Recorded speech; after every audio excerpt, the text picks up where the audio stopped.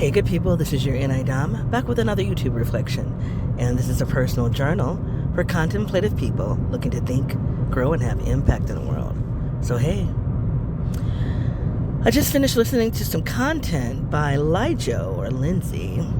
She's a content generator on YouTube covering mostly MBTI. I think I've seen her do some other things, but I listen to her content that's related to MBTI.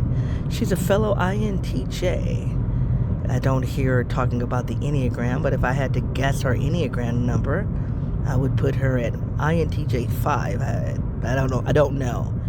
But so there is nuance. There is a nuanced difference between us because I identify as an INTJ 8. At any rate, I just finished listening to some content that she put out. I think it was entitled No Extroverted Feeling. I think it's something like that, No Extroverted Feeling. And basically what she's talking about is what it means to not have extroverted feeling in your preferred stack. And so I'm not an expert on the MBTI. I think she would qualify as one. I have never listened to any content from hers. She's never disappointed me, and I can be critical.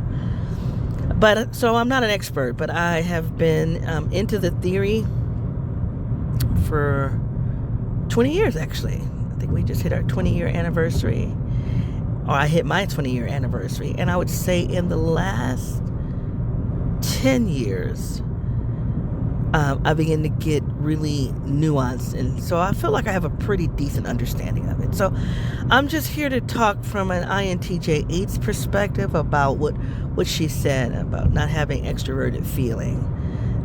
Most of that I agreed with, most if not all. She just talked at the end about having an appreciation for FE, and I'm like, what?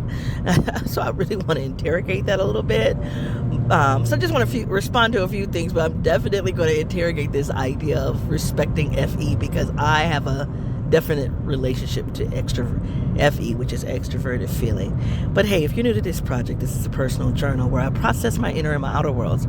I do so by using personality theory. The two theories that I use the most are the Myers-Briggs and the Enneagram. Pushing those two systems together, I identify as an INTJ 8. I have a number of other disclaimers that I share on the podcast where I do long-form reflections, but on YouTube where I do short reflections. I'm just going to end by saying this project is unedited and it is unscripted. To know more about it or me, feel free to go to my website at yourlidom.wordpress.com. So I really like how she talked that through. So there are 8 functions according to this theory, and 4 of those cognitive functions we prefer. So you call that the preferred stack. Now, I've heard some mixed opinions about what you call the bottom 4, but the school of thought that I subscribe to is calling those bottom 4 the shadow stack. So I won't be talking about the shadow stack. She didn't talk about it either. I'm going to talk about those top 4 functions in the preferred stack. In the preferred stack for INTJs, we have introverted intuition, extroverted thinking, introverted feeling, and extroverted sensing. So extroverted feeling, which is shorthand FE, is nowhere in our preferred stack. And the point that I thought LiJo made, I don't think she overmade it, but because it's important to me, I heard it loud and clear. She said, we have introverted feeling, and that feeling function, although it's introverted, it's in the bottom of our preferred stack. It's third. So that is a double whammy. So not only do we not have extroverted feeling, the feeling function that we do have is number 1, introverted, and then more important, it is in the tertiary function, which is an awkward place to be in. I think it's important to she didn't go into the politics of gender, and I think she hinted at it though when she said, especially when you're a woman and you don't have extroverted feeling. So if you go to my podcast where I do the long form reflection, I talk of those other disclaimers. I talk about being what I call a critical race feminist. And as a critical race feminist, I say I have an intellectual sensitivity to social constructs of power, such as race, class, gender, sexuality, to name a few. And this is debatable. I've seen people debate this in the personality world, but for me, it's not. What we consider male or female is socially constructed. It's a social construct. Now, sex, the genitals we're born with, that's not socially constructed. But what those genitals tell us about who we are in the social world, that is constructed by the social world. And in the social world, women are expected to be nurturing. We are expected to be attentive to other people's feelings. We're supposed to take care of other people. And I think I read somewhere, somebody can correct me if I'm wrong, that FE is a common function. It's more common than FI. Maybe it relates to women. Now, is that because women are socialized to prefer FE? It is very possible. Like, then we would have to get into a conversation about, are these cognitive functions we're born with? And where I've landed with that theory, I would never fight for this theory, but the theory that I've heard that speaks to me is that when we are born, we have a preference for four cognitive functions, but how we are interacting in the world will determine how we put those four preferred functions in a stack. So if I'm not mistaken, ISFPs, ESFPs, INTJs, and ENTJs all share the same cognitive functions, but we prefer them in a different order. So it is possible that the social world it is possible if in fact extroverted feeling is more common among women, it is possible because we're socialized to be nurturing, to be outwardly focused on the feelings of other people. And no, that's just not me. And I think what makes it difficult when you're a woman is that you are judged because you're not prioritizing the feelings of other people. So this is where we get into liking or not liking extroverted feeling. I was really surprised to hear her say that she admires extroverted feeling. I would love her to come back and, LiJo, if you listen to this, can you help a sister out? Can you come back and explain what in God's name? Why do you like it? And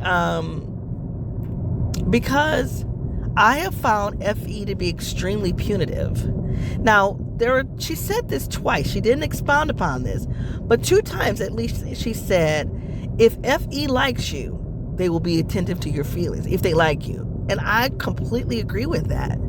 So what does that say when they don't like you? Boy, when they don't like you, they go down in that third function, in my opinion, introverted thinking,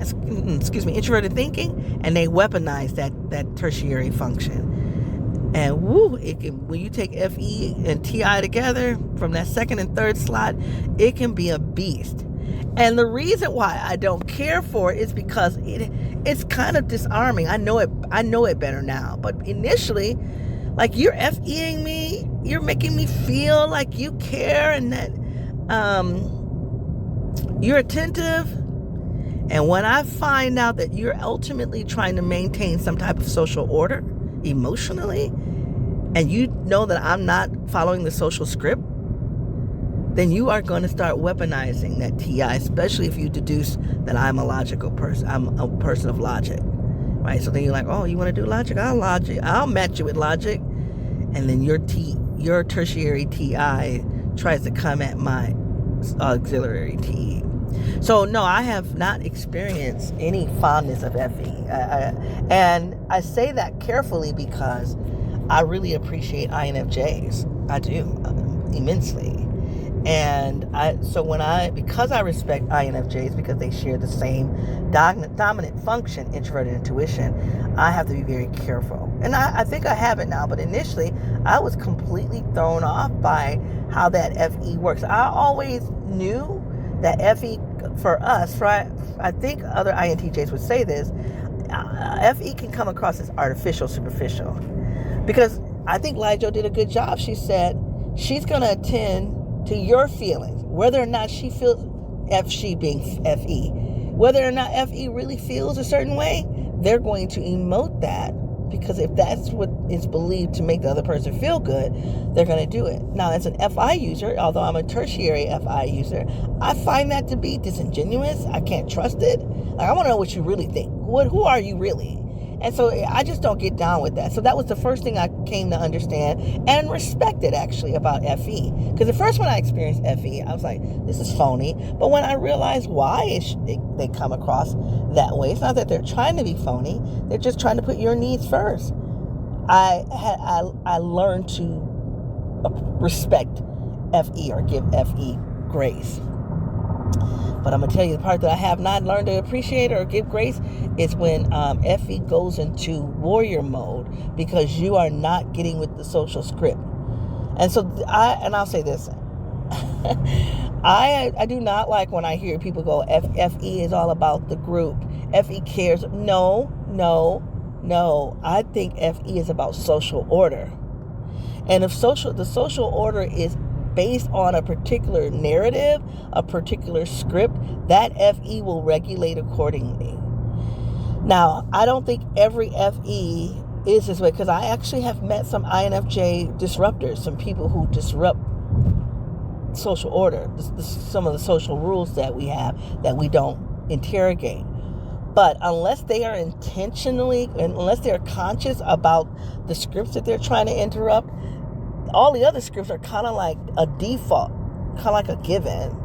And so I just have been on the receiving end of FE when it is trying to either bring you back in the fold or punishing you when you don't get with the script. And actually, I'm going through something kind of actually personal, but it's related to family and intergenerational trauma. So it'll take us in a completely different direction. But I think the people who are in my family that are warring, those are FE users all day, every day.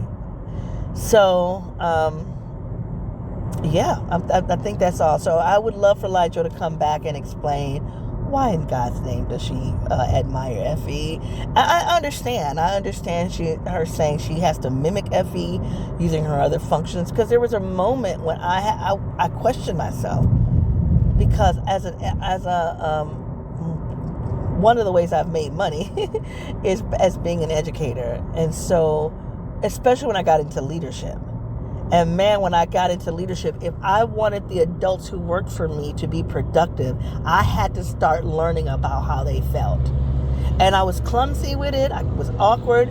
But it is a muscle that I have worked on. But it's not because I admire FE, but I think that is unfortunately what's needed, not for all of the people who've worked for me, but I've had to tune into the adults. Like, there's a feeling, there's something that they're feeling, there's a reason, and you're gonna have to attend to it.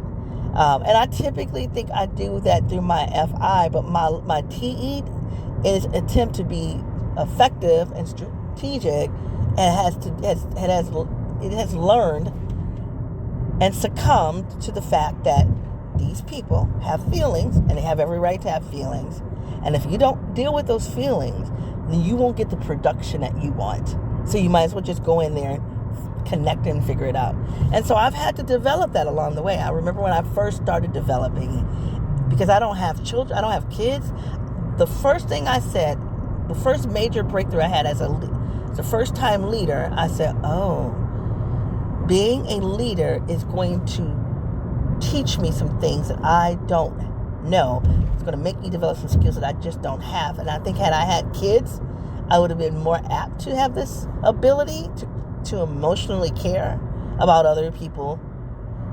I care about people, but in a way where I would put their needs before mine. No, the only time I do that is when I'm doing leadership. That is the only time I do that.